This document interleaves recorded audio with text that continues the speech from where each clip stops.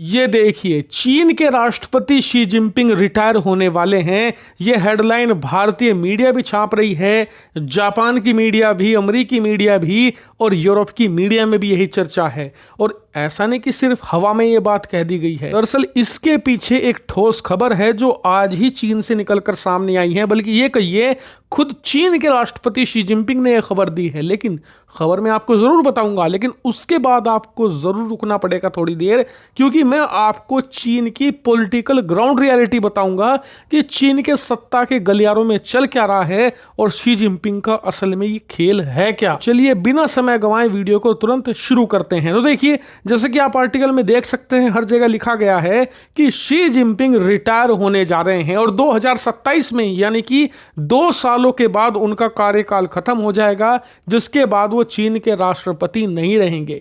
इसके पीछे एक बहुत बड़ी खबर है। ये स्क्रीन पर आप खबर देखिए। रिपोर्ट्स में बताया गया है कि शी जिनपिंग ने चीन की कम्युनिस्ट पार्टी की जो सर्वोच्च राजनीतिक कमेटी है, जिसके अंदर करीबन 24 लोग बैठते हैं, इसे पूरी तरीके से बदल दिया है। और चीन के राष्ट्रपति शी जिनपिंग के पिछले 12 साल के कार्यकाल में यह पहली बार हुआ है जब उनके चुने हुए लोग इसमें नहीं आए हैं, बल्कि कम्युनिस्ट पार्टी के यंग लोगों को मौका दिया गया है, अलग अलग गुटों से आने वाले लोगों को मौका दिया गया है। और रिपोर्ट्स में बताया गया है कि 24 में से 18 ऐसे हैं जिन्हें शी जिनपिंग या उनके लोगों ने नहीं चुना। कि कम्युनिस्ट पार्टी का जो पहले कानून हुआ करता था शी जिनपिंग से पहले, जिसके अनुसार इस ताकतवर कमेटी में चीन के हर वर्ग को यहां पर तरजीह दी जाती थी।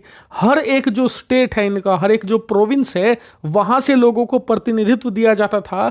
उसके अनुसार इसमें लोगों का चुनाव किया गया है। इसके अलावा सरप्राइजिंग बात यह है कि इसमें बहुत सारे लोग ऐसे हैं जो टेक्नोक्रेट हैं, या फिर चीन की जो एलिट क्लास है उससे आए हैं, या फिर बहुत ही अमीर और रिच लोग हैं, उन्हें तरजीह दी गई है। और ये सरप्राइजिंग बात इसलिए है क्योंकि शी जिनपिंग 2013 में सत्ता में आने के बाद अपनी छवि बना रहे थे कि वो आम लोगों के आदमी हैं। इसीलिए आप देखिए उनके आसपास में जितने भी चेले चपाटे हैं जो कि अहम पद रखते हैं चीन की सरकार में, सब ऐसे हैं जो कि अमीर नहीं है या फिर एलिट क्लास से नहीं आते, जिससे कि चीन के मध्यम वर्ग का उन्हें सपोर्ट मिलता है।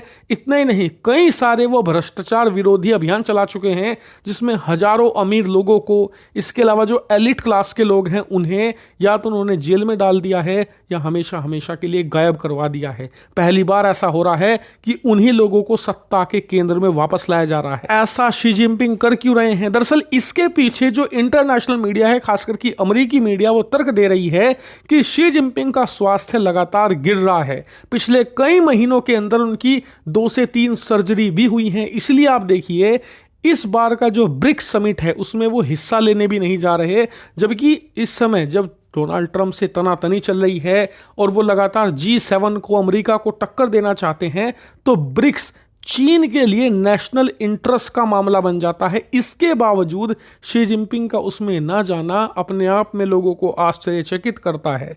इतना ही नहीं, बताया यह भी गया है कि पिछले 2 महीनों से शी जिनपिंग कभी भी लोगों की नज़रों में नहीं आए हैं, पब्लिक अपीयरेंस नहीं दिया है, ना ही मीडिया में कोई बयान या फिर कोई उनकी वीडियो जारी हुई है। और इसीलिए इन दोनों चीज़ों को जोड़कर ये स्पेकुलेशन लगाई जा रही है कि शी जिनपिंग अब 2027 के बाद रिटायरमेंट की तैयारी कर रहे हैं और अब वो जो एलिट क्लास है उससे पंगा नहीं लेना चाहते, जो अमीर वर्ग है उसके खिलाफ ज्यादा नहीं जाना चाहते, उन्हें प्लीज करके ये बात इंश्योर करना चाहते हैं कि उनके सत्ता से हटने के बाद उनका ऐसा हश्र नहीं किया जाएगा जैसा कि उन्होंने खुद अपने पूर्ववर्ती राष्ट्रपति हु जिनताओ के साथ किया था।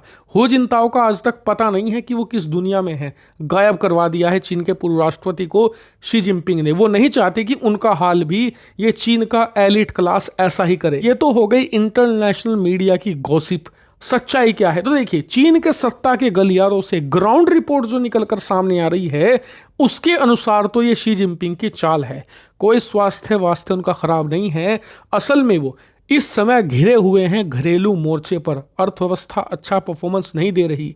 चीन का जो अमेरिका के साथ ट्रेड वॉर चल रहा है, इससे लगातार चीन में फैक्ट्रियां बंद हो रही हैं और यही कारण है कि जो मध्यम वर्गीय का सपोर्ट था शी जिनपिंग के लिए, यानी कि मिडिल क्लास का, वो भी कम हो रहा है। नहीं, पिछले 12 सालों में जो उन्होंने चीन के एलिट वर्ग है, खासकर कि वो लोग जो कि सत्ता के केंद्र में हुआ करते थे पहले, और इसके अलावा अमीर लोग भी चीन के, वो पहले ही शी जिनपिंग से खफा बैठे हैं।